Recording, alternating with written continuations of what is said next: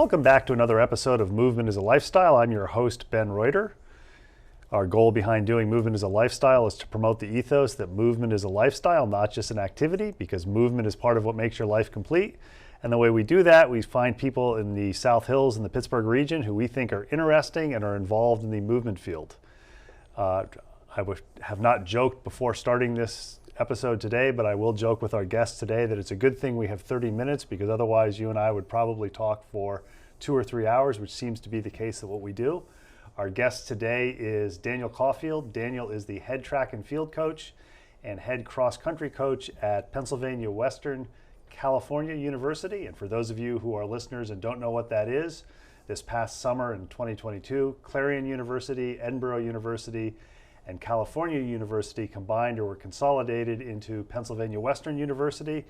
Each one of those campuses still has an athletics program, and I've known Daniel for probably more than 10 years. So Daniel, thanks for taking time to drive up from California to Peters Township. Yeah, pleasure. Glad to be here. I think the first thing we'd be remiss if we didn't mention is you just got back from Seattle, where you had 2 individual athletes qualify for the NCAAs. I know you've had in cross country. I know you've had teams qualify before and individuals before, but it must be satisfying to finish a season. You'd like to have everybody qualify, but to have an athlete from each of the 2 teams must be at least some level of satisfaction. Yeah, for sure. You always like to see the kids benefiting from the hard work they put in. Granted, it's a nice trip for me to go out and be a tourist with them, you know, like when they're not racing. But outside of that, you're always looking for kids to improve and to see, like I say, see their work pay off. And I think one of the neat things about track and field and cross country is you really have a concrete goal or a time. If you want to qualify for a conference meet or you want to qualify for the national meet, there's a specific time goal that you have to have. It's not, well, I had a bad day. It's like, this is the time goal, and if you meet it, you qualify. Correct, yeah. In cross country, it's a little bit different in regards to it's a place at the a placement at the regional meet, so they take, you know, the first certain number of individuals. It kind of changes depending on the year, but you have a good idea of what that's going to be. So there is a defined goal for sure. It's just in one season it's place, and another season it's a time. And I know, just to briefly cover, there are individuals who qualify based on their time, and what does it take for a team to qualify to go? Because I know I pulled up the results just to see, and there were 100 and some odd or 200 and some odd athletes in both the men's race and the women's race, but you looked for the team scores, there were much fewer teams than there were individuals. Yeah, so it's mostly, despite what people think, it's mostly a team sport. And so the top 3 teams from each region, there's 8 regions in the United States, get to qualify for it. I say United States, there's actually schools from Canada that are also in the NCAA. But the individuals, they take a certain number of them just in case you happen to be at a place that didn't make it as a team. And we were, like I say, we had a girl and a boy do that this particular year, which was, like I say, which was pretty awesome. I know I'm probably dating myself. I remember back when I was in college, it was possible that if you placed high enough in a specific division, in Division II or Division III, you could go to the next division's championship. Is that the same in cross country now? If somebody wins the NCAA Division II, are they able to go to the Division I and compete also? No, they removed that quite a few years ago, I'm afraid, Ben, so you have dated yourself. I'm curious the background. I know Daniel does not like to talk about himself, but he was an All-American in college, and he actually won the national championship in at least one time. What was the transition, or what was the decision when you finished your running career? You said, hey, I want to coach, because, you know, not necessarily in cross country, but in other sports, you can pull up the newscast or the television, and you can see large numbers of past athletes who are always able to talk about, well, this is what you should do, or this is what the coach should have done. Rather than doing that, you transitioned in and you became a coach where you're helping other people to achieve what you achieved. I would love to say that it was a plan that I executed beautifully, and it was quite the opposite of that. I think, and this is part of the reason I coach, a lot of people, especially when they're younger, feel like they have to have a defined path, and some do very well with that sort of pressure, with that sort of expectation they put on themselves, or maybe even family or friends put on them.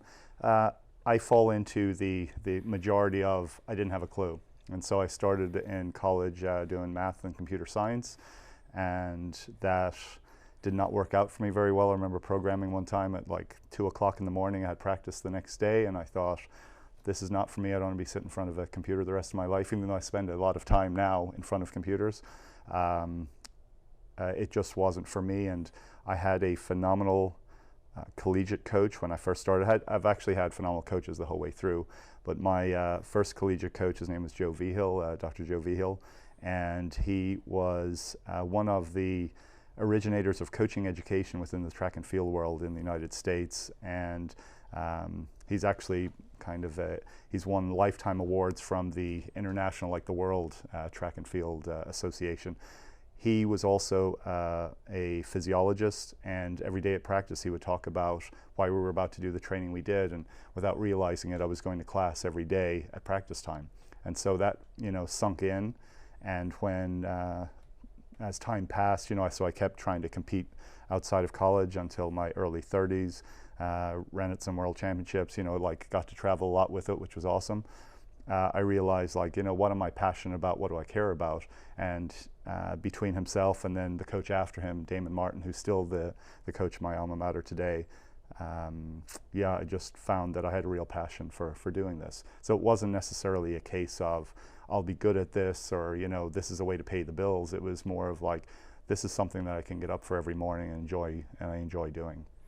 I know one of the things my doctoral advisor once said, even though he had a job, he enjoyed doing it. And it was almost like going and playing. And I'm sure there's times where it's not fun to coach the athletes, but there's other times where you probably sit back maybe after the fact and go, wow, this is really pretty cool. Yeah, and I think the older I get, the more I can actually enjoy it. I think early on it was, with a lot of people, they expect, and coaches themselves expect, like, if you're doing this, it's for this level of athletic success. Why else would you be in it? But then, like everything in life, it's how do you define success? And if we're not funded the same way as the University of Oregon, who are sponsored by Nike, and it's the home of Nike, then it's going to be difficult to compete with them, we'll say, just on a track time or a track performance. So then how are we going to define success at our level? And that's kind of how, evolved into where I'm at today, and probably why we converse the way we do, because started defining success within our particular environment. I think it's interesting that you mentioned your coach who has a doctorate, or had a doctorate, still has it. Sure, Once you get a doctorate, you still have it, in exercise physiology, but he also coached. I know in the performance world, you often have the researchers and the practitioners, where the researchers say, well, the practitioners don't follow the research, and the researchers say, well, the practitioners need to listen to us. And to have a coach who had the background and understood that research is useless unless you can apply it, and practitioners or coaches, if you don't have at least some research to take and kind of tweak it and maybe go beyond the research, it isn't useful. And that's one of the reasons I wanted to have you on here, because I think you do a good job of balancing the arts and the sciences.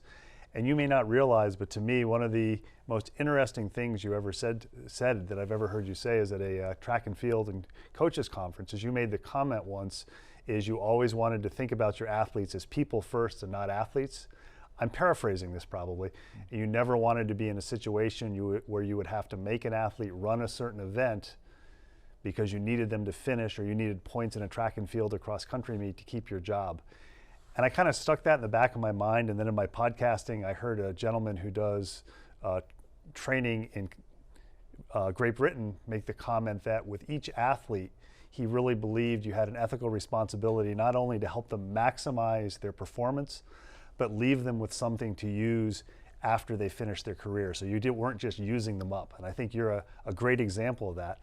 And I don't know if you were aware of that when you started coaching. Were you aware that there was kind of the science, the physiology, and then the art, recognizing that some of your athletes, you might be able to not yell in a negative way, but be more loud and verbose, and others, maybe it was a quiet one-on-one conversation in order to get your point across? Yeah, I think so I'll preface my following statements with, I've had a massive amount of manageable failures in my life. So as I was joking earlier, I dropped out of high school. So I'm from Ireland originally. I went to a very small like what we consider an elementary school in this country, 48 kids over 8 grades.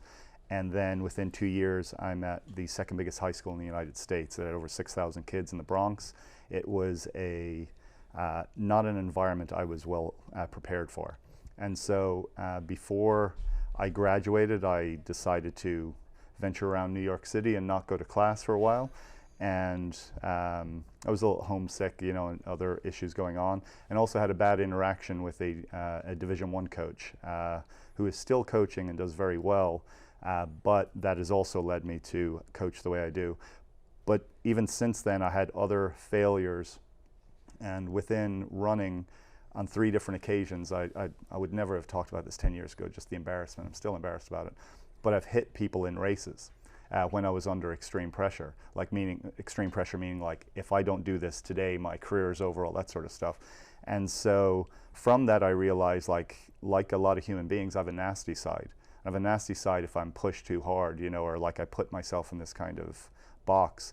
And so I thought, wow, I'd hate to be in a position where on Saturday, if an 18-year-old wasn't getting the job done, I turned into that person on that, on that particular kid who had put their trust in me, was on the team. It was like I wouldn't be able to deal with that at all. Like I wouldn't be able to look myself in the mirror after that.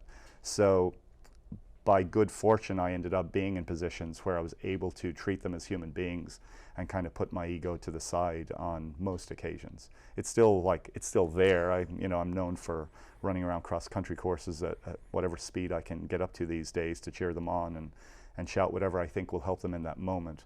But in the end, I want them to feel proud of themselves. I want them to walk away and kind of feel like they're a little bit taller than they were, prior to our interactions.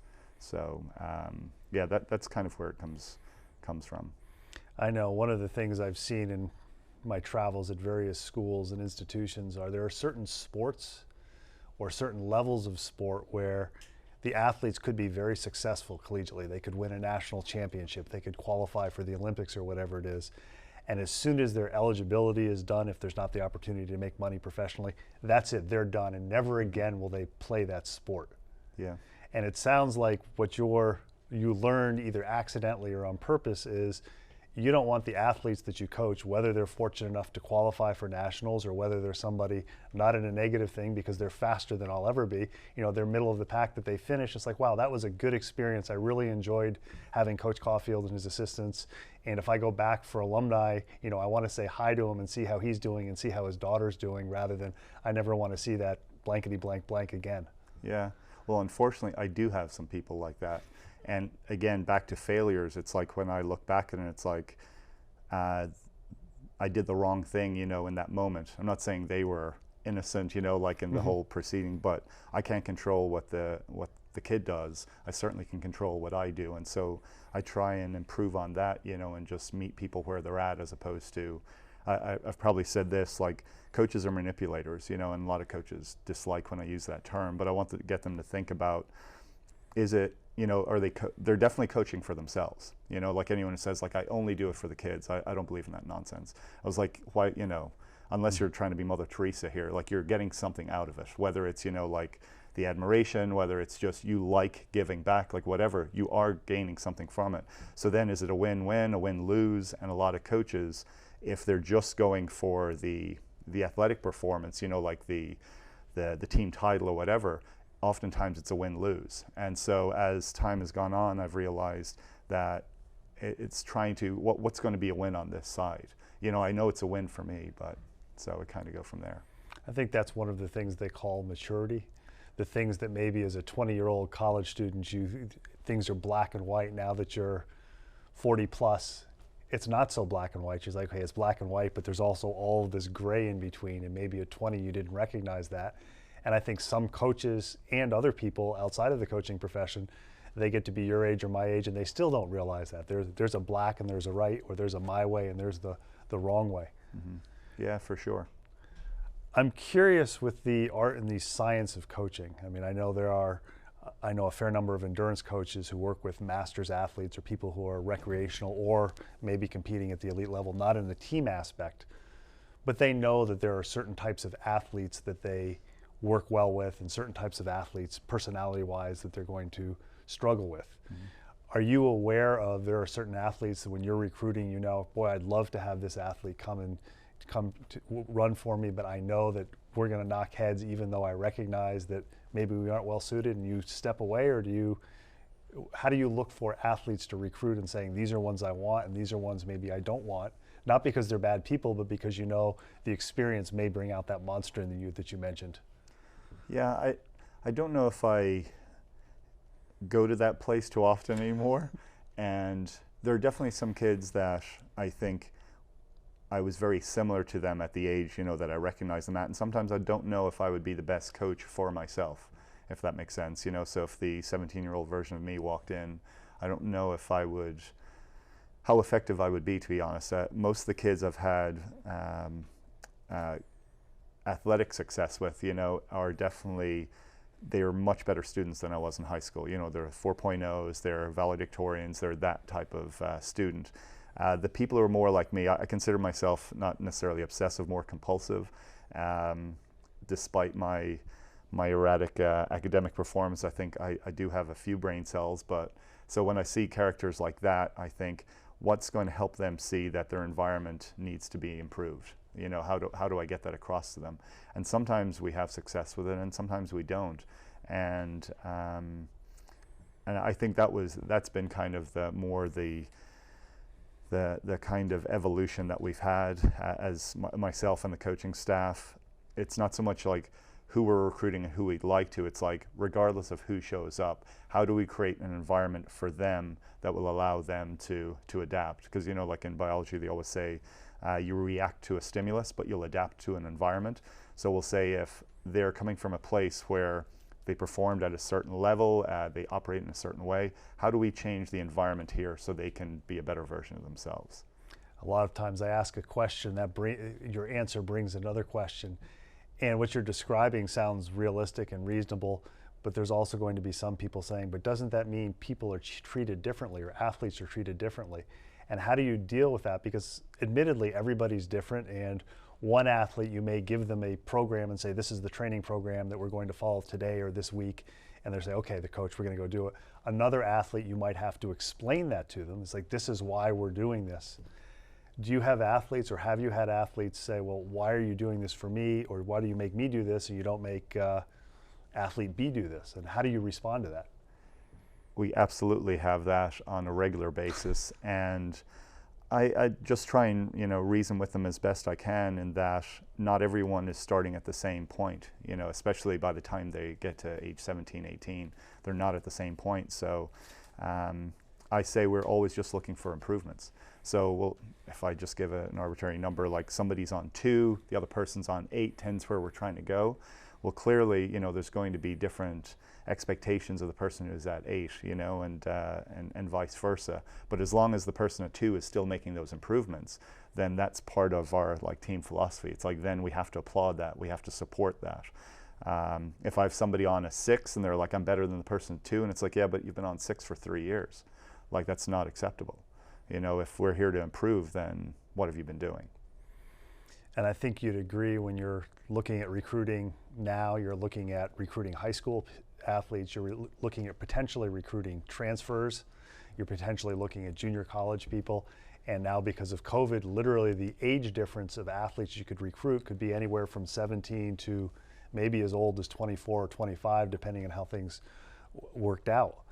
What are the changes that you look for? Like, if you say, when you finish after working with an athlete, whether it's 1 season or 4 seasons, or in usual cases because of injury or other things, 5 seasons maybe, or we were chatting 6 seasons, what do you look at? And when you communicate with them, what do you like to see, say, from the beginning of a season to the end of a season, when you meet with your athletes, maybe at the end of the year, and say, this is our goal for you for next year, or you meet at the beginning of the season, say, this is our goal for you for the season. What do you look for changes over the course of a season, and then also over the course of a college career? Because I think you brought up a good point. There are some athletes who they come in and they're already exceptionally talented, and they may become even more talented, or they may stagnate. There's somebody else who may come in and you say, boy, if they could score in the top 5 of the cross country by their senior year, that'd be great, and they exceed that. Yeah, again, like, that improvement is what we're looking for, and And sometimes it's not just athletically. Like we'll say something happens to them that is out of their control, but they're improving in other areas. Like they're showing more empathy, they're showing more kind of concern for teammates, they're showing more concern for their academics. Like it can be just about anything. And so as long as we see that, we're very happy and truthfully proud of the work we're doing. Do you ever have a hard time, or is it difficult to articulate that to the athletes so they understand, look, you may not have seen what our goal for you were, but look at what you've done based on what happened?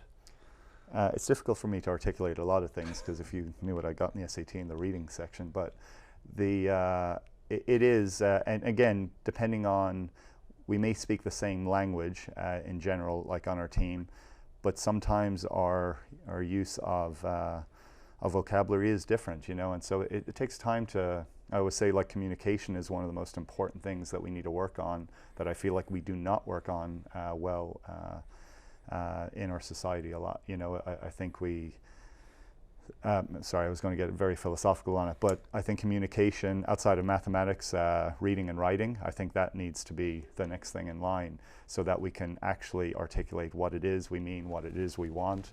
And so that becomes probably the first 12 months we're working with people. That's a big aspect of it. I know I've joked in various venues that the great thing about social media is there's so much information out there. The bad thing about social media is there's so much information out there and you have to have a very, very strong filter. Yeah.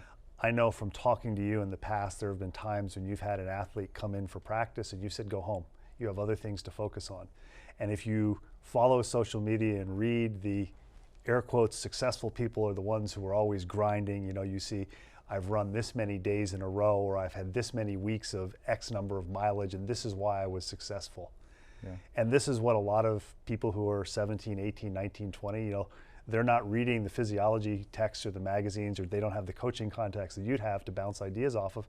So they say, oh, to be successful at the Division II level, I have to run X number of workouts a week and average this much mileage and average this much pace.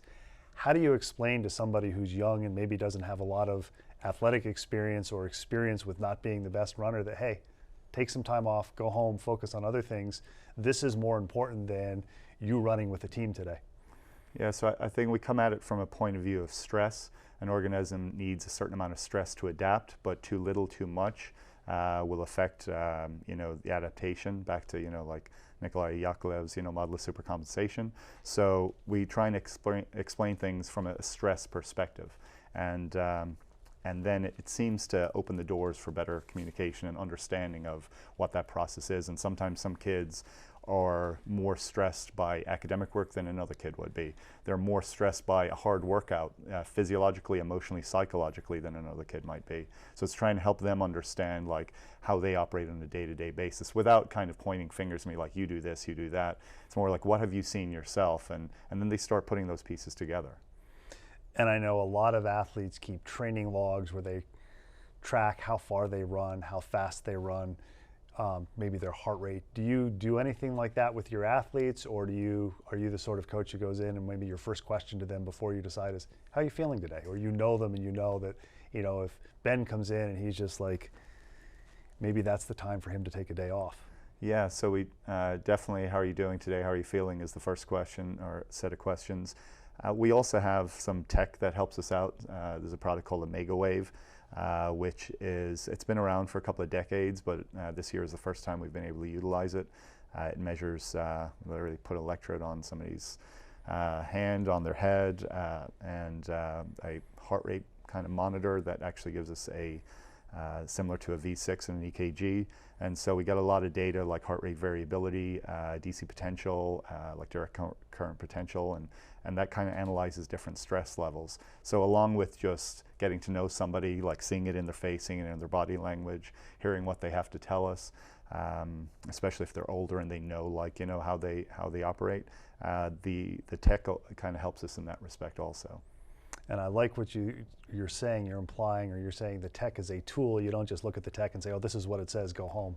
And I Correct. think that corresponds with somebody that I've interviewed a couple of times, Don Moxley, who says, look, all this tech, whether it's HRV, heart rate, et cetera, it's a tool. Or in some cases a toy. It's not something that you say, well, your heart rate's down, your HRV is up, you're good to go. Yeah. Even like, most of the kids now use like Strava or, GPS monitors or GPS trackers and stuff. And so they'll be out there and saying like, oh, this is the pace I ran at. And it's like, well, there's cloud cover. You're going around and around in circles in trees. It does not pick it up that well. And depending on, the specific GPS device they have. And so you can get very distracted by those things and affect you emotionally, like in that moment. You're like, oh, I'm not doing as well as I thought. And it's like, you were doing great, based on what we've done that week. I know a few weeks ago I saw a high school cross country coach tweet on Twitter that he loved when the weather got cool because he would initially schedule a tempo workout because his athletes would perform much better because they weren't having to adapt to the heat. And that usually set them up well for the next couple of weeks of training emotionally because it's like, oh, look how good I ran. For sure, yeah. We like thinking of ourselves as robots. We like the kids, think of themselves that way also. And the reality is we have a lot of different, we're biological creatures, the emotions do play a factor. It's even coming here today, I have no problem in talking, but I've never done kind of something in this setting before. My heart rate's up, I'm feeling a little more, on edge. Now, 20 minutes into it, I don't really care. And so it's like, these things do affect us, so to think that it doesn't happen to 17, 18-year-olds, like it's crazy. I think it happens when you're older. When I had to take my oral comps for my doctoral dissertation, I went into atrial fibrillation. And I remember one of my professors, who was a cardiology expert, said, oh, it's just stress, don't worry about it. Yeah. And he was right. Final question for you, Daniel. You've talked a lot about how you've adapted as a coach and how you had the opportunity for having good coaches and some bad coaches. Knowing what you know now, do you wish you could take this knowledge and go back to the beginning of your coaching career and apply it from then? Or are you happy with the way the journey went and the continued journey where, maybe you still look back and go, boy, I was a dummy, I shouldn't have done that? A bit of both. I know some people live by the mantra of like no regrets. I don't really go for that. I don't believe in too many absolutes, to be perfectly honest. So there are times I would absolutely like to go back, and there are other times it's like, well, I needed that to get to where I am at this point. But I do joke with the kids that I wish I had like a USB stick that I could just input into them, what I have and how much better they would be in all respects if they were able to take that information in and utilize it. But we're not quite there yet. No cyborgs that I'm aware of on my team. We've been talking with Daniel Caulfield, the head track and cross country coach at Western Pennsylvania, California campus of Western PennWest. PennWest. I always get that. It still doesn't flow off the tongue. I appreciate you taking the time to talk to us. I think you give some great insight as a coach so that people can understand that no matter what they see in the media, that's only one side of the story, and there are a lot of people who are behind the scenes or maybe below that social media wave who have some really good information that they can use, whether they go and compete at PennWest or whether they say, oh, this is what I want to look for in a coach. So thank you for taking time out of your schedule to talk to us. Yeah, I really appreciate being here.